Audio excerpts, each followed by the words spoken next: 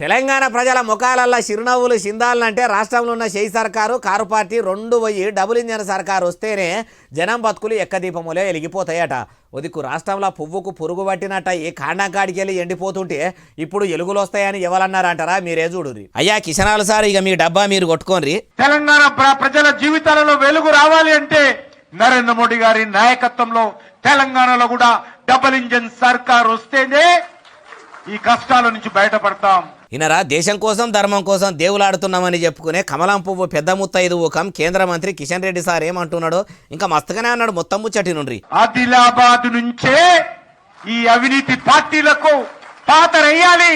తెలంగాణ గడ్డ మీద కాషాయ జెండా ఎగరడం కోసం మీరందరి నాయకత్వంలో ముందుకు రావాలి. దానికోసం మీరు చేస్తున్నటువంటి ప్రయత్నం, ఆదిలాబాద్ జిల్లా ప్రజలు ఇస్తున్నటువంటి ఆశీస్సులు భారతీయ జనతా పార్టీ ఎప్పుడు మరవదు.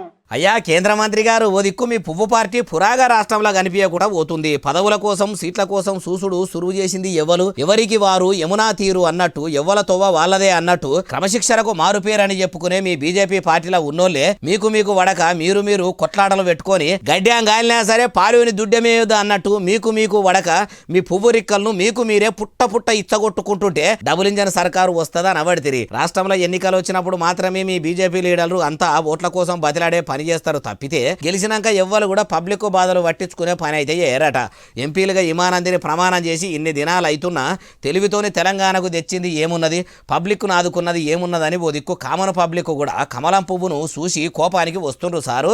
మొదలు సెంట్రల్ సర్కార్ నుంచి పైకం తెచ్చి పబ్లిక్కు పనికొచ్చే పనులు చేస్తే మంచుకుంటుంది. వాడిపోతున్న పువ్వు పచ్చగా ఎగురుబెట్టుడే కాదు, కొత్తగా పూత పూసి మీరన్నట్టే మీ కమలం పువ్వు పరిమళిస్తుందని అంటుర్రు ఈ ముచ్చటిన్నోళ్ళు.